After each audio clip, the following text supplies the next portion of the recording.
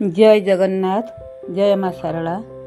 मोर समस्त साधु सुधीवृंद श्रोतागण को मोर कोटि कोटि आंतरिक अभिनंदन और शुभेच्छा।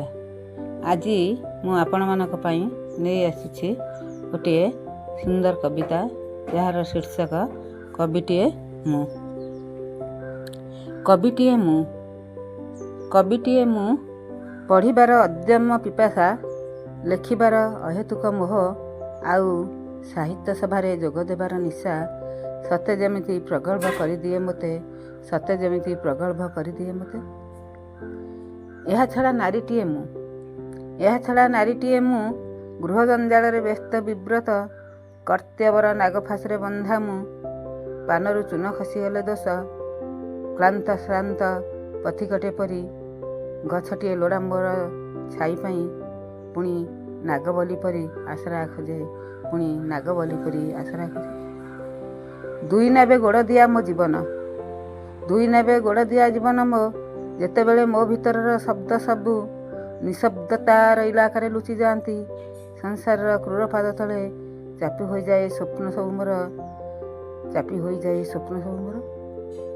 चरित्र माने छत्रभंग दियंती, चरित्र माने छत्रभंग दियंती, लुह सबु चुपचाप पणतरे आत्मगोपन करती। असहाय कवित्व मो दरांडी दरांडी किचमिच अंधार राइजे निजर अस्तित्व को खोजे, निजर अस्तित्व को खोजे। क्षीण दीपालोकरे स्वप्नर राजकुमारी को सजाइबा लगी साहस संचय करे।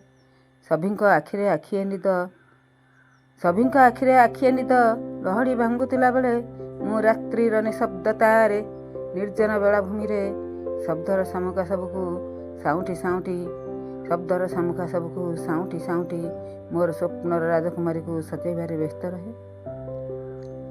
ता पादरे बांधी दिए संगीतर नुपुर, अतीत वर्तमान घटना दुर्घटनार प्रसाधन रे सजाए मुखमंडल।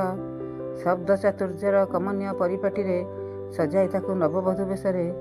सत्याशिव सुंदर ओढ़णी को ता मथारे ढांकी दिए आवेगरे, मन भरी देखुए तार से सौंदर्य को। उपभोग करे तार पाउंजी शब्द को ईश्वर को करे निवेदन। मोर ए मानसिक कन्या लभु तब आशीर्वाद, पाठकर अपुरंती स्नेह प्रेरणा, पाठकर अपुरंती स्नेह प्रेरणा। जय जगन्नाथ। समस्त को आउ थरे नमस्कार।